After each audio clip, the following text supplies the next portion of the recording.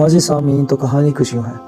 एक शख्स ने इमाम साहब से अर्ज़ किया कि मैंने कुछ रुपए एक जगह छुपा कर रख दिए थे, अब वो जगह मुझे याद नहीं आती, मैं क्या करूँ। इमाम अबू हनीफ़ा रहमतुल्लाह अलैह ने फरमाया कि ये कोई फ़िक़्ह का मसला तो है नहीं जो तुम मुझसे पूछने आए हो। फिर जब उस शख्स ने ज़्यादा इसरार किया तो इमाम साहब ने कहा कि आज तमाम रात तुम नमाज पढ़ो, इंशाअल्लाह अल्लाह कोई सूरत पैदा कर देंगे।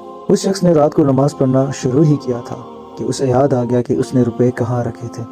वो नमाज छोड़कर फ़ौरन अपने दफनाई निकालने भाग खड़ा हुआ। सुबह को वो दौड़ा हुआ आया और वो इमाम अबू हनीफ़ा रहमतुल्लाह अलैह को तमाम वाक़या सुनाया। इमाम साहब ने फरमाया, हाँ, शैतान कैसे बर्दाश्त करता कि तुम सारी रात नमाज पढ़ते रहो और अल्लाह की इबादत में मसरूफ़ रहो।